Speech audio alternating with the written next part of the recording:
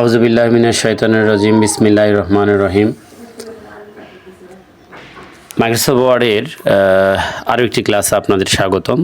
আজকে আমরা মূলত দেখব মাইক্রোসফট ওয়ার্ডের যত ধরনের শর্টকাটগুলো রয়েছে, এই শর্টকাটগুলো আমরা আজকে দেখার চেষ্টা করব।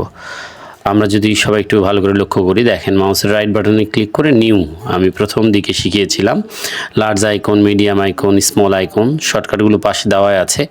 কন্ট্রোল 2 দিলে লার্জ, কন্ট্রোল শিফট 2 দিলে লার্জ আইকন, কন্ট্রোল শিফট 3 দিলে মিডিয়াম আইকন এবং কন্ট্রোল শিফট 3 দিলে স্মল আইকন। ঠিক একইভাবে কিবোর্ড থেকে দেখেন দিলাম কন্ট্রোল শিফট 1, এটা লার্জ আইকন হয়ে গেল। আবার কন্ট্রোল শিফট 2 এটা হলো মিডিয়াম আইকন হয়ে গেল। আবার কন্ট্রোল শিফট 3 এটা দিলে স্মল আইকন হয়ে গেল। তো এই যে এইগুলো আমরা রাইট বাটনে ক্লিক করেও করতে পারি, আবার কিবোর্ড থেকেও করতে পারি। আচ্ছা, এরপরে আমরা যেটা দেখব সেটা হচ্ছে, আমি দেখিয়েছিলাম নিউ থেকে ফোল্ডার, তাই না? রাইট বাটনে ক্লিক করে নিউ থেকে ফোল্ডার, সেটাই কিবোর্ড শর্টকাট দিয়ে আমি দেখাবো যে কিবোর্ড থেকে কিভাবে ফোল্ডার তৈরি করা যায়। তো কিবোর্ড থেকে যদি ফোল্ডার তৈরি করতে হয় সেক্ষেত্রে আমাদের শিফট কন্ট্রোল এন দিতে হবে। দেখেন, দিয়ে আমি একটা নাম দিলাম, দেওয়ার পর ইন্টার। তো এই যে দেখেন একটা ফোল্ডার কিন্তু তৈরি হয়ে গেছে। এখন আমি যদি এর নাম পরিবর্তন করতে চাই, অর্থাৎ রিনেম বলেছিলাম, সেটাও মাউসের রাইট বাটনে ক্লিক করে হয়। তো আমি যদি রিনেম করি, তো রিনেমের ক্ষেত্রে দেখেন এইখান থেকে যদি ফাংশন কি বা এই যে রাইট বাটনে ক্লিক করে রিনেম এইখানে ক্লিক করলে হচ্ছে, অথবা ফাংশন কি F12 চাপ দিলে এই যে রিনেম হয়ে যাচ্ছে। তো এটা রাইট বাটন থেকেও হয়, এখান থেকেও হয়। নতুন নাম দিলাম ঢাকা, দেওয়ার পর ইন্টার দিলাম, দেখেন হয়ে গেল। এরপরে আমি বলেছিলাম যে ডিলিট করাটা দেখাবো। তো ডিলিট তো আপনারা জানেনই, মাউসের রাইট বাটনে ক্লিক করে ডিলিট করা যায়। তারপরে টেনে নিয়ে গিয়ে যদি রিসাইকেল বিনে ছেড়ে দেয় তাও ডিলিট করা যাবে। আবার দেখেন যদি আমি কিবোর্ড থেকে ডিলিট চাপি তবুও ডিলিট হয়ে যাবে। তো এইভাবে ডিলিট করা যাবে। তো আমি মূলত আজকে যেগুলো দেখাচ্ছি সেগুলো হচ্ছে আগে আমি যে কাজগুলো ম্যানুয়ালি দেখিয়েছি সেইটাই কিভাবে শর্টকাটে করা যাবে। তাহলে আমরা এখানে দেখলাম যে ফোল্ডার তৈরি করা, রিনেম করা, ডিলিট করা, এই জিনিসগুলো দেখলাম। এখন আমরা যাব পরের শর্টকাটে। তো আমরা যদি মাইক্রোসফট ওয়ার্ড ওপেনের শর্টকাট বলি, তাহলে দেখেন স্টার্ট বাটন চেপে আর দিতে হয়, দেওয়ার পরে রান আসে, রানের মধ্যে আমাকে লিখতে হয় উইন ওয়ার্ড লেখার পরে আমি যদি ইন্টার দিলেই কি হবে, আমার মাইক্রোসফট ওয়ার্ডটি ওপেন হয়ে যাবে। দেখেন মাইক্রোসফট ওয়ার্ড ওপেন হয়ে গিয়েছে দুইবার ইন্টার দিয়েই। আর যদি আমি ক্লোজ করতে চাই মাইক্রোসফট ওয়ার্ডটা কিবোর্ড থেকে, নিশ্চয়ই আপনারা জানেন যে ক্লোজের যে শর্টকাটটা সেটা হচ্ছে অল্টার F4, এটা দিলে ক্লোজ হবে। এইটা গেল হচ্ছে মাইক্রোসফট ওয়ার্ড ওপেন এবং ক্লোজ। তাহলে ওপেনের জন্য স্টার্ট আর দিয়ে রানের মধ্যে উইন ওয়ার্ড লিখব, আর ক্লোজের জন্য অল্টার F4 দিব। তো আমি আবার ওপেন করলাম। ওপেন করার পরে আমি এখানে কিছু লেখা নিচ্ছি। তো আমি এইখানে দেখেন 3টি বাটন বলেছিলাম টাইটেল বারের। তো টাইটেল বারের যে 3টি বাটন, এটা মিনিমাইজ, ক্লোজ, রিস্টোর ডাউন, এগুলো তো আমরা জানি। আজকে এগুলোরই শর্টকাট দেখব। যেমন ক্লোজ বাটনের যে শর্টকাটটা সেটা হচ্ছে, আমরা যদি ক্লোজ করতে চাই, এটা তো আমরা দেখলামই অল্টার F4 দিলে ক্লোজ হয়। কিন্তু মিনিমাইজ যদি হয় তাহলে এই যে স্টার্ট বাটন চেপে ডাউন অ্যারো দিলে মিনিমাইজ হবে, আবার স্টার্ট বাটন চেপে আপ অ্যারো দিলে ফুল স্ক্রিন হবে। আর আমরা যদি রিস্টোর ডাউন বা ম্যাক্সিমাইজ করতে চাই তাহলে আমাদের কি করতে হবে, স্টার্ট বাটন চেপে ডাউন অ্যারো, স্টার্ট বাটন চেপে আপ অ্যারো। আর আমরা যদি মিনিমাইজ করতে চাই তাহলে স্টার্ট বাটন চেপে স্টার্ট দিলে মিনিমাইজ। তাহলে ম্যাক্সিমাইজের শর্টকাট হচ্ছে স্টার্ট বাটন চেপে ডাউন অ্যারো, আপ অ্যারো, আর মিনিমাইজের শর্টকাট হচ্ছে স্টার্ট বাটন চেপে দিতে হবে, তাহলে মিনিমাইজ। এখন দেখেন ফাইলে আমি লিখলাম সমান আর এন্ডি রেন্ড, এটাও একটা শর্টকাট। লিখে আমি ইন্টার দিলে আমার কিছু টেক্সট চলে আসবে এখানে। এখন আমরা শুরু করব যে মাইক্রোসফট ওয়ার্ডের ভেতরে যে কাজগুলো করেছি আমরা এ থেকে জেড পর্যন্ত যে সকল শর্টকাট সেগুলো আমরা এখন দেখব। তো সেক্ষেত্রে আমরা প্রথম শর্টকাটটার কথা যদি বলি যে প্রথম শর্টকাট হচ্ছে এই যে দেখেন কন্ট্রোল এতে অল সিলেক্ট, এটা হচ্ছে প্রথম শর্টকাট। এখান থেকে জেড পর্যন্ত আমরা দেখব। তো এ থেকে জেড পুরোটাই দেখা হবে। তো প্রথমটা যদি আমি দেই তাহলে কিবোর্ড থেকে আমি যদি চাপি যে কন্ট্রোল এ, তাহলে দেখেন অল সিলেক্ট হয়ে গেল, লেখাগুলো সব সিলেক্ট হয়ে গেল। এটা হচ্ছে কন্ট্রোল এতে অল সিলেক্ট। এরপরে আমরা এর পরের যে অক্ষরটা সেটা হচ্ছে বি। তাহলে বি যদি আমরা বলি তাহলে কন্ট্রোল বিতে বোল্ড, বোল্ড মানে আসলে মোটা করা বোঝায়। তাহলে আমরা পুরো লেখাটাকে না করে আমরা একটা নির্দিষ্ট জায়গা সিলেক্ট করব। ধরেন আমি যে এই অংশটুকু সিলেক্ট করলাম, এইটুকু আমি মোটা করতে চাই এই লেখাটুকু। তো আমি এটাকে সিলেক্ট করার পর কিবোর্ড থেকে কন্ট্রোল বি দিব। তো আমি যদি কন্ট্রোল বি দিই তাহলে লেখাটা কি হবে একটু দেখেন মোটা হয়ে গেল। তাহলে কন্ট্রোল বিতে হচ্ছে বোল্ড, আর বির পরের অক্ষরটা হচ্ছে সি। সি যদি আমি বলি, তা আমি যদি সির কথা বলি তাহলে সিতে হচ্ছে কপি। তাহলে আমি এই লেখাটুকুই সিলেক্ট রেখে কিবোর্ড থেকে কন্ট্রোল সি দিলাম, ওইটুকুই, নতুন করে সিলেক্ট না করে ওইটুকু সিলেক্ট করে আমি কিবোর্ড থেকে কন্ট্রোল সি দিলাম। তো কন্ট্রোল সি দিলে কপি হলো, কিন্তু এটা তো আসলে বোঝা যাবে না। নিচে আমি কার্সর রেখে আপনাদের দেখানোর জন্য কন্ট্রোল ভি দিয়ে দিচ্ছি, তাহলে পেস্ট হবে। তাহলে কন্ট্রোল সিতে হয় কপি আর কন্ট্রোল ভিতে হয় পেস্ট। কন্ট্রোল সিতে হয় কপি আর কন্ট্রোল ভিতে হয় পেস্ট। তাহলে কপি হচ্ছে কন্ট্রোল সি, পেস্ট হচ্ছে কন্ট্রোল ভি। এটা আমরা দেখলাম। সির পরের অক্ষর হলো ডি। আমরা এই প্যারাগ্রাফটিকে সিলেক্ট করলাম এবং এই প্যারাগ্রাফে আমরা ফন্ট চেঞ্জ করব। তো ফন্ট চেঞ্জের শর্টকাটটা হচ্ছে কন্ট্রোল ডি। তাহলে আমরা এখন কিবোর্ড থেকে প্রেস করব কন্ট্রোল ডি, তাহলে দেখেন ফন্ট অপশনটি এসেছে। এখন আমরা কিবোর্ডের যে ডাউন এবং আপ অ্যারো রয়েছে সেখান থেকে আমরা কিন্তু ফন্টগুলো চেঞ্জ করতে পারছি। দেখেন চেঞ্জ হচ্ছে, স্ক্রিনে তাকান, দেখেন চেঞ্জ হচ্ছে। তো আপ অ্যারো দিলে উপরে, ডাউন অ্যারো দিলে নিচে। আমি এরিয়াল দিব। তো এরিয়াল যদি দিই তাহলে এরিয়ালে রেখে আমি কিবোর্ড থেকে দিব ইন্টার। তো কিবোর্ড থেকে যখন আমি ইন্টার দিব তখন দেখেন আমার ফন্ট কিন্তু এরিয়াল হয়ে গেছে। তো আসলে কন্ট্রোল ডিতে হয় ফন্ট। এরপরে আসেন ডির পরের অক্ষরটা হচ্ছে ই। তাহলে কন্ট্রোল ইতে কি হয়? তো আমি এই যে নিচের ছোট্ট লেখাটিকে সিলেক্ট করলাম বা শেষের লাইনটাকে সিলেক্ট করলাম, করার পর কন্ট্রোল ই দিলাম, দেখেন লেখাটা মাঝখানে চলে গেল। তাহলে কন্ট্রোল ইতে হয় সেন্টার, কন্ট্রোল ইতে সেন্টার হবে। তো এখন আমরা ইর পরের অক্ষরটা দেখব এফ। এফতে হলো ফাইন। দেখেন আমি প্রথমে কার্সর রেখেছি, আমি এই ফাইল থেকে ধরেন ভিডিও শব্দটি খুঁজে বের করব।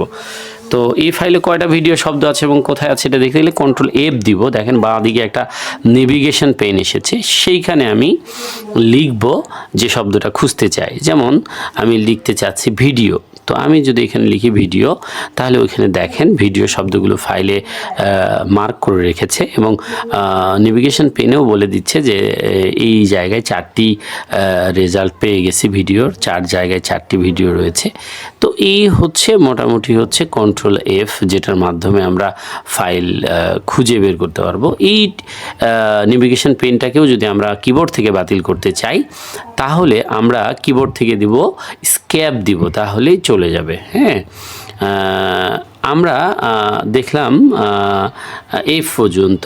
তারপরে এখন আমরা যাব হচ্ছে জি। তো জিতে আসলে গো টু, তার জন্য আমার ফাইলে যেহেতু একটি পেজ, তাহলে গো টু দেখার জন্য আমি কয়েকটি পেজ নিব। এটা আরেকটা শর্টকাট শিখি যে কিভাবে নতুন নতুন পেজ নেওয়া যায় বা পেজ ব্রেক দেওয়া যায়। তো লেখার শেষে কার্সর রাখতে হবে, রাখার পরে কন্ট্রোল ইন্টার।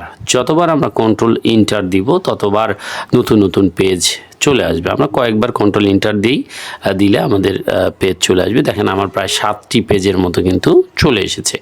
এখন আমি প্রথম পেজে যাব, এই জন্য কন্ট্রোল জি দিব। কন্ট্রোল জি দিলে দেখেন গো টু নামে একটি অপশন চলে এসেছে। তো সেখানে আমি পেজ নাম্বার 1 দিয়ে ইন্টার অথবা গো টুতে ক্লিক করলাম। ওকে যে দেখেন আমার 1 নাম্বার পেজে নিয়ে আসলো। তাহলে বড় ফাইলের বিভিন্ন পেজে যেতে গেলে আমরা পেজ নাম্বার লিখে ইন্টারও দিতে পারি পারি, আবার গো টুতেও ক্লিক করতে পারি, আবার দিলে আমাকে নিয়ে যাবে। অথবা এই ডায়লগ বক্সগুলো ক্লোজ করা যায়, অথবা স্কেপ দিলে বাতিল হয়ে যায়। নিচে ক্লোজ লেখাতে ক্লিক করলেও হয়, অথবা কিবোর্ড থেকে স্কেপ দিলেও ক্লোজ হয়ে যায়। এরপরে আসেন জির পরে এইচতে হচ্ছে রিপ্লেস। একটা বড় ফাইল থেকে একই ধরনের শব্দ একসাথে যদি পরিবর্তন করতে চাই, যেমন আমি ভিডিও শব্দটি পরিবর্তন করে সেখানে হয়তো MP4 শব্দটা ব্যবহার করব। তো আমার ফাইলে মোটামুটি 4টা ভিডিও শব্দ রয়েছে, তো 4বারে পরিবর্তন না করে একবারে আমি করার জন্য Ctrl+H দিব। তো Ctrl+H দিলে দেখেন রিপ্লেস নামে একটি ডায়লগ বক্স এসেছে, সেখানে আমি দেখতে পাচ্ছি যে ফাইন হটের ঘরে ভিডিও লেখাই রয়েছে। যেহেতু ভিডিওই পরিবর্তন করব তাহলে ওটাই থাকবে। আমরা ট্যাব দিলেই রিপ্লেস উইথে যেতে পারবো, অথবা মাউসে ক্লিক করে রিপ্লেস উইথে যেতে পারবো। সেখানে গিয়ে আমরা ওই শব্দের পরিবর্তে যেটা দিতে চাই, যেমন আমি লিখতে চাইলাম যে MP4, তো ওই MP4টা এখানে লিখে দিব আমি। লিখার পরে আমরা এখানে রিপ্লেসে ক্লিক করব বা রিপ্লেস অলে ক্লিক করব, তাহলেই পুরো ফাইলের যে ভিডিও শব্দটি রয়েছে সেটা কিন্তু রিপ্লেস হয়ে যাবে। তো দেখেন আমি এখানে MP4 লিখলাম, লেখার পরে যে রিপ্লেস অল দিয়ে দিতে হবে, অথবা ট্যাব দিয়েও কিন্তু রিপ্লেস অলে আসা যায়। দেখেন ফাইন্ডে সিলেকশনটি রয়েছে, ট্যাব দিলেই ক্যান্সেলে যাবে, ট্যাব দিলে মরে যাবে, ট্যাব দিলে রিপ্লেসে যাবে। এরকম রিপ্লেস অলে যদি আমরা গিয়ে ইন্টার দিই তাও হবে, মাউস দিয়ে ক্লিক করলেও হবে। এভাবে আমরা দেখতে পাচ্ছি যে ওকে করে দিলে, তারপর ক্যান্সেল দিলে আমরা দেখতে পাচ্ছি যে আমাদের ফাইলের যেখানে যেখানে ভিডিও ছিল সেই জায়গাগুলোতে ভিডিও শব্দের পরিবর্তে কিন্তু MP4 শব্দটি চলে এসেছে। তো এই হচ্ছে Ctrl+H এর কাজ। এইচের পরে Ctrl+I। তো আমরা ওই বোল্ডকৃত লেখাটাকেই সিলেক্ট করলাম, করার পরে এটা আই মানে হচ্ছে ইটালিক। তো আমরা কিবোর্ড থেকে যদি Ctrl+I দিই তাহলে লেখাটা কিন্তু বাঁকা হয়ে যাবে। দেখেন অলরেডি বাঁকা হয়ে গিয়েছে, তাহলে Ctrl+I-তে হচ্ছে ইটালিক। এইবার আসেন আমরা আমাদের প্যারাগ্রাফগুলোকে যদি দুই পাশের লেখায় সমান করতে চাই, তাহলে পুরো প্যারাগ্রাফটাকে সিলেক্ট করব আমরা। Ctrl+A দিয়েও করতে পারি, মাউস দিয়েও করতে পারি। এইটা আমরা দুই পাশে সমান করার জন্য Ctrl+J দিব। Ctrl+J দিলে জাস্টিফাই হয়ে যাবে। দেখেন প্যারাগ্রাফের লেখাগুলো কিন্তু দুই পাশেই সমান হয়ে গিয়েছে। তো এইটা হচ্ছে জাস্টিফাই অ্যালাইনমেন্ট। তো এইবার আমরা দেখব যে লিঙ্ক করা। ধরেন এই MP4 শব্দটির সঙ্গে আমি কোনো একটি ভিডিও লিঙ্ক করতে চাচ্ছি বা কোনো একটা ফাইল লিঙ্ক করতে চাচ্ছি। তো ফাইলের কোনো শব্দের সঙ্গে কোনো কিছু যদি লিঙ্ক করতে হয় তাহলে প্রথমে শব্দটিকে সিলেক্ট করতে হয়, করার পরে আমাদের Ctrl+K দিতে হয়। Ctrl+K দিলে আমরা দেখতে পাবো যে আমাদের ওই ডায়লগ বক্সটা, হাইপারলিঙ্ক ডায়লগ বক্সটা চলে আসবে। এখান থেকে আমি যে জায়গায় ডেস্কটপের হলে ডেস্কটপ, ডকুমেন্ট হলে ডকুমেন্ট, ডাউনলোড হলে ডাউনলোড, সেখানে আমি এখান থেকে যাব। যাওয়ার পরে যে ফাইলটি আমি লিঙ্ক করতে চাই, ডাউনলোডে গিয়ে আমি একটা ভিডিও ফাইল এখান থেকে আমি লিঙ্ক করতে চাচ্ছি। তো এইখান থেকে ওই যে দেখেন একটা ভিডিও ফাইল আমি এখানে দেখতে পাচ্ছি। তো সেইটাই আমি ক্লিক করে মানে ওকেতে ক্লিক করব। তো ওকেতে যখন আমি ক্লিক করব তখন এই শব্দটার সঙ্গে কিন্তু লিঙ্ক হয়ে যাবে। এই যে দেখেন শব্দটার সঙ্গে কিন্তু লিঙ্ক হয়ে গেছে অলরেডি। এখন আমি যদি এই লিঙ্কে ঢুকতে চাই তাহলে আমাকে কি করতে হবে? কিবোর্ড থেকে Ctrl চেপে ধরতে হবে। Ctrl চেপে ধরে এই শব্দটিতে ক্লিক করতে হবে। দেখেন আমার কিন্তু ভিডিও ফাইলটি কিন্তু ওপেন হয়ে গেছে। তো এইভাবে হাইপার লিঙ্কটা আমাদের কাজ করে। মূলত এটা লিঙ্ক করার কাজে ব্যবহার হয়। আর লিঙ্কটা যদি বাতিল করতে চাই, কেউ যদি লিঙ্ক বাতিল করতে চায় তাহলে ওই যে শব্দ যেটা লিঙ্ক হয়ে আছে তার উপরে মাউস নিয়ে গিয়ে রাইট বাটনে ক্লিক করতে হবে। রাইট বাটনে ক্লিক করে রিমুভ লিঙ্ক দিতে হবে। রিমুভ লিঙ্ক দিলে কিন্তু লিঙ্কটা বাতিল হয়ে যাবে। এইবার আসেন আমরা যদি পরের অক্ষরটাতে বলি তাহলে এল। দেখেন আমাদের এলতে লেফট অ্যালাইনমেন্ট হয়। এই যে সিলেক্ট করে Ctrl+L দিলেই অ্যালাইনমেন্টটা কিন্তু লেফট হয়ে গেল। আমরা জানি অ্যালাইনমেন্ট 4 প্রকার: Ctrl+L-তে লেফট, Ctrl+R-তে রাইট, Ctrl+E-তে সেন্টার আর Ctrl+J-তে জাস্টিফাই। এইবার আমরা দেখব ইনডেন্ট। দেখেন Ctrl+M দিলে লেখাগুলো কিন্তু ডান দিকে সরে আসছে। তো ইনডেন্টের কাজ হচ্ছে লেখাগুলোকে বাউন্ডারি থেকে ভেতরের দিকে সরিয়ে আনা। আপনারা ম্যানুয়ালিও দেখতে পাচ্ছেন যে হয় একটা ইনক্রিজ ইনডেন্ট, একটা ডিক্রিজ ইনডেন্ট। এই ইনডেন্ট মূলত আসলে এই কাজ করে। কন্ট্রোল এনতে নিউ ডকুমেন্ট, দেখেন অলরেডি একটি নিউ ডকুমেন্ট কিন্তু চলে এসেছে। এটা ক্লোজ করতে গেলে, এটার যদি ক্লোজের কথা বলি তাহলে কন্ট্রোল ডাব্লু দিলে ক্লোজ হবে। তা আমরা নিউ ডকুমেন্টটাকে যদি ক্লোজ করতে চাই, কিবোর্ড থেকে দিব হচ্ছে কন্ট্রোল ডাব্লু, দিলেই কিন্তু এই ডকুমেন্টটা কিন্তু ক্লোজ হয়ে যাবে। যেহেতু এখানে কোনো কাজ বা কোনো লেখা নেই, ক্লোজ হয়ে আগের ডকুমেন্টে কিন্তু আমরা ওপেন সেটা দেবো, কন্ট্রোল ওতে ওপেন। দেখেন অলরেডি এটি ফাইল কিন্তু ওপেন হয়েছে। এইবার আমরা ওর পরে আসব পি। তো পিতে প্রিন্ট, পিতে কি প্রিন্ট, তাহলে আমরা কন্ট্রোল পিতে প্রিন্ট করতে পারবো। কন্ট্রোল পিতে কি করতে পারবো, আমরা প্রিন্টে যেতে পারবো। যার পর ইন্টার দিলে ফাইলটা প্রিন্ট হয়ে যাবে। এবং প্রিন্ট পেজ সেটআপ এগুলো তো আমরা শিখেছি আগে, আজকে শুধু শর্টকাটগুলোই দেখছি আমরা। কিউতে কোয়াইট, যে কোনো ধরনের অ্যালাইনমেন্টকে যদি কোয়াইট করতে হয় বা ইনডেন্টকে যদি কোয়াইট করতে হয়, তো সিলেক্ট করে দেখেন আমি এই জাস্টিফাই অ্যালাইনমেন্ট দিয়ে রেখে এখন এটা নর্মাল করার জন্য আমি ইনডেন্ট দিলাম, দিয়ে এটাকে নর্মাল করার জন্য আমি কন্ট্রোল কিউ দিব। তাহলে দিলেই এটা ডিফল্টে চলে যাবে, অর্থাৎ কোনো অ্যালাইনমেন্ট বা ইনডেন্টই থাকবে না বা কাজ করবে না। এই হচ্ছে কন্ট্রোল কিউতে হচ্ছে কোয়াইট। আর্থে রাইট অ্যালাইনমেন্ট, এটা তো আমরা জানি কন্ট্রোল আর্থে রাইট অ্যালাইনমেন্ট। তো আমি যদি কন্ট্রোল আর দিই তাহলে অ্যালাইনমেন্টটা রাইট হবে, এটা আমরা জানি। কন্ট্রোল আর্থে রাইট, কন্ট্রোল এলতে লেফট, এটাও আমরা জানি। কন্ট্রোল ইতে সেন্টার, এটাও আমাদের জানা। তো এই অ্যালাইনমেন্টগুলো আমাদের মনে রাখতে হবে যাতে আমরা দ্রুত কাজ করতে পারি।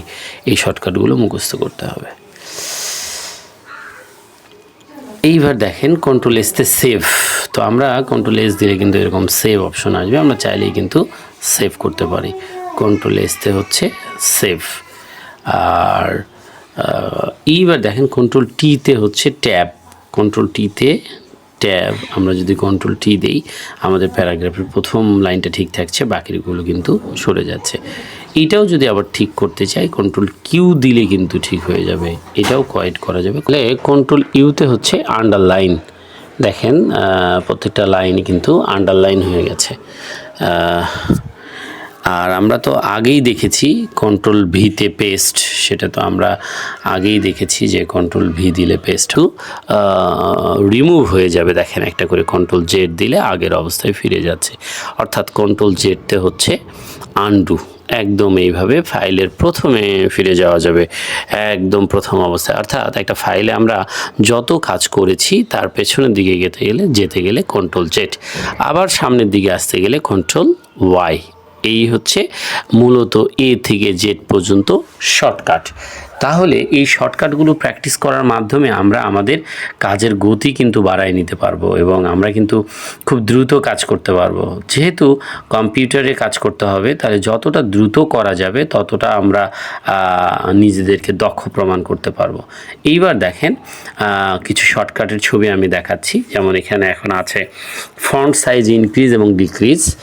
ইনক্রিজ মানে হচ্ছে বড় আর ডিক্রিজ মানে হচ্ছে ছোট করা। তো কন্ট্রোল রাইট থার্ড ব্র্যাকেট, কিবোর্ডের কন্ট্রোল চেপে রাইট থার্ড ব্র্যাকেট দিলে এটা বড় হতে থাকবে, আমরা যত ইচ্ছা বড় করতে পারবো। আবার কন্ট্রোল লেফট থার্ড ব্র্যাকেট দিলে ছোট হবে। তো এই যে দেখেন অনেক ছোট হয়ে গেছে। তাহলে কন্ট্রোল রাইটতে হচ্ছে ফন্ট সাইজ ইনক্রিজ আর কন্ট্রোল লেফট থার্ড ব্র্যাকেটতে হচ্ছে ডিক্রিজ। এই হচ্ছে ইনক্রিজ এবং ডিক্রিজ। এরপরে দেখেন আরেকটি শর্টকাট রয়েছে, এটা একটু আনকমন, এইটাও আপনারা দেখতে পারেন। এটা প্রত্যেকটা ওয়ার্ডের আলাদা আলাদা আন্ডারলাইন। ধরেন আমি এই প্যারাগ্রাফটার প্রত্যেকটা ওয়ার্ডের আলাদা আন্ডারলাইন করতে চাই, তাহলে আমি কন্ট্রোল শিফট ডাব্লু দিব। তাহলে দেখেন কন্ট্রোল শিফট ডাব্লুতে হয় প্রত্যেকটা ওয়ার্ডের আলাদা আলাদা আন্ডারলাইন হয় কন্ট্রোল শিফট ডাব্লুর মাধ্যমে। তো এই হচ্ছে শর্টকাটগুলো, আপনারা অবশ্যই প্র্যাকটিস করবেন বারবার। বুঝতে না পারলে ভিডিওর কমেন্ট বক্সে কমেন্ট করবেন, আমি বোঝাই দেওয়ার চেষ্টা করব। এরপরে আসেন, এই জিনিসগুলো তো আমরা দেখেছি, এখন আমি আরেকটি নতুন শর্টকাট আপনাদের এখানে বলবো। সেটা হচ্ছে ধরেন এই লেখাটাতে আমরা বিভিন্ন ধরনের ফরম্যাটিং করলাম, বোল্ড করলাম, আন্ডারলাইন করলাম, ফন্ট চেঞ্জ করলাম, হ্যাঁ কালার চেঞ্জ করলাম, সব কিছুই করলাম, কিন্তু আমি ফরম্যাটিংটা মুছে দিতে চাই। তো এই ফরম্যাটিংটা যদি মুছে দিতে চাই তাহলে কিবোর্ড থেকে আমাকে যেটা করতে হবে সেটা হচ্ছে কিবোর্ড থেকে আমি তো ফন্ট কমান্ড গ্রুপ থেকে মুছে দিতেই পারি ক্লিয়ার অল ফরম্যাট, সেইটারই শর্টকাট বলছি যে আমরা কিবোর্ড থেকে কন্ট্রোল স্পেস দিব। কি দেব আমরা? কন্ট্রোল স্পেস দিব। হ্যাঁ, এই যে ক্লিয়ার অল ফরম্যাট দিয়েও কিন্তু কাজটা হবে, ওইটারই শর্টকাট হচ্ছে কন্ট্রোল স্পেস। তাহলে আমরা কিবোর্ড থেকে কন্ট্রোল ধরে স্পেস দিলে কিন্তু আমার ফরম্যাটিংটা কিন্তু চলে যাচ্ছে। তো এইভাবে আমরা যেটা করতে পারি সেটা হচ্ছে যে প্রত্যেকটা কাজ শর্টকাটে করতে পারি, যাতে আমাদের জিনিসগুলো খুব দ্রুত আমরা করতে পারি। আজকে পর্যন্তই, আবারও দেখা হবে নতুন কোনো টিউটোরিয়ালে। আল্লাহ হাফেজ, সবাই ভালো থাকবেন।